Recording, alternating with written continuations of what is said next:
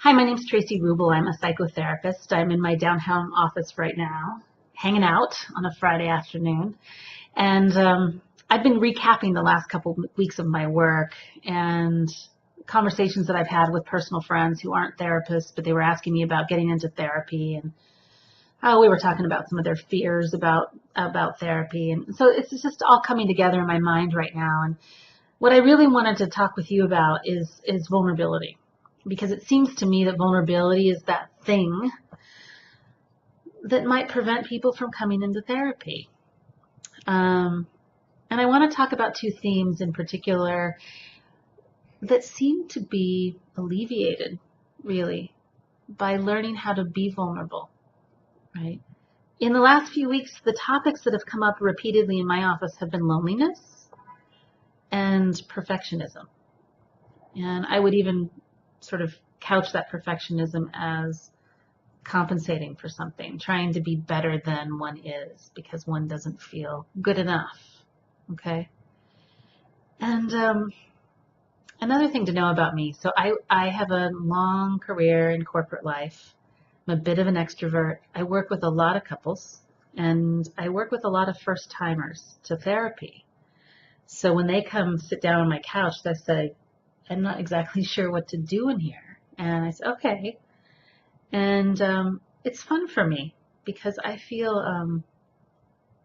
I'm sort of grateful that they don't have a preconceived notion. And we talk a little bit about what brought them in, why now. And I ask them, so let's make some goals together. How will you know when you're done with this process? What will you have achieved? And I talk like a normal person. And so part of me is I want to talk about some topics here, but I also want you to get a sense that therapy isn't as scary, and it's not so scary to be vulnerable. We're just normal people, us therapists. We're not analyzing you or judging you or, we're using all of our training and skill to help you create a life that feels richer, to get unstuck from some stuff that's really, for some people, really riddled with suffering, and that's a little more passionate and alive. But vulnerability has gotten a lot of press lately. Everybody's talking about it. Brene Brown did a bunch of research on it.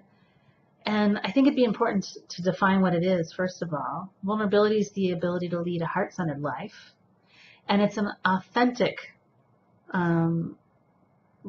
kind of life, meaning that you're not feeling like you have to be something other than you are. And you can tell the truth of your emotional experience.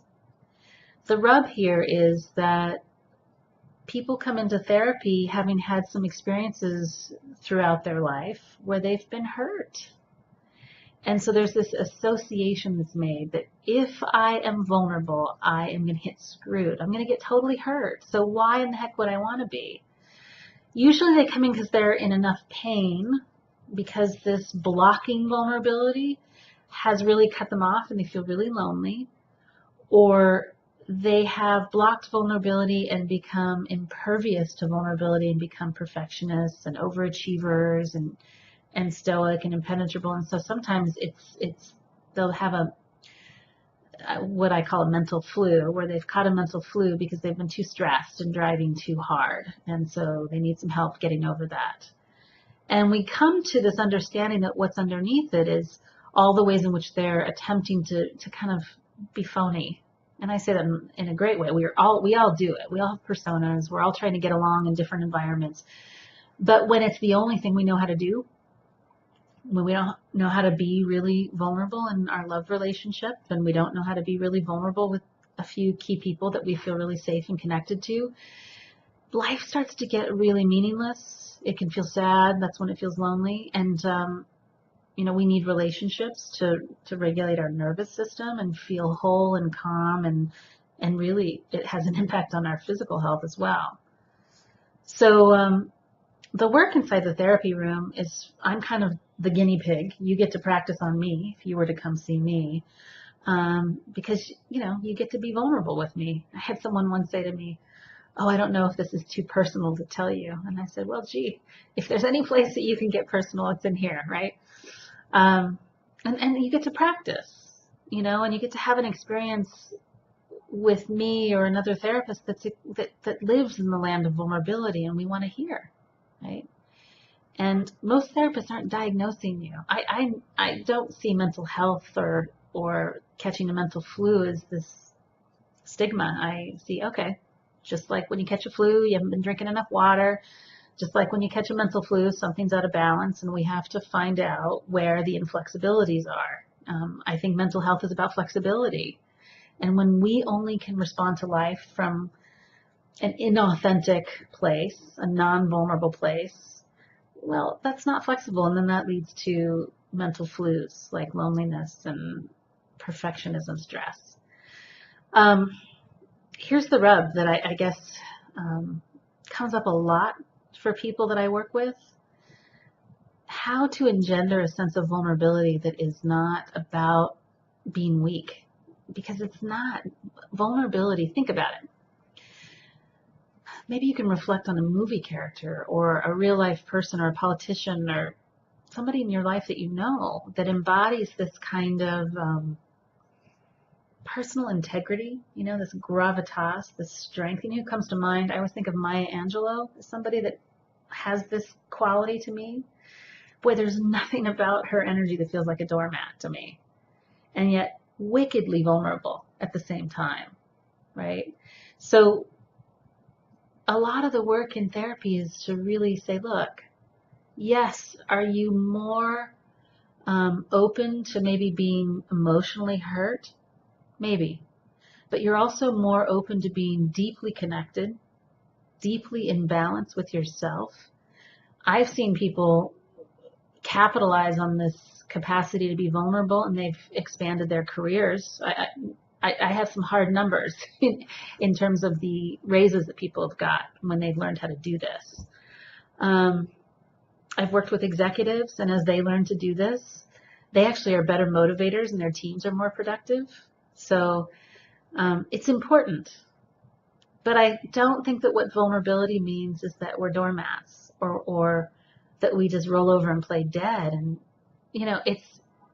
there is such an incredible amount of authority in vulnerability. And so that's the kind that I talk about a lot with people here in this room, what it's like to integrate strength and softness at the same time, and to really choose when to lead with the softness, right?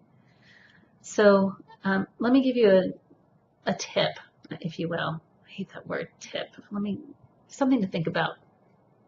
I like playing with images, and I think it's really helpful to try on a character. If you're trying on a new skill, why not embody somebody that you already know? So I mentioned Maya Angelou. So why not find a character in your life that has this really beautiful integration of softness and strength, or heart and head, or vulnerability and power, all sort of flip sides of the same coin, and study them.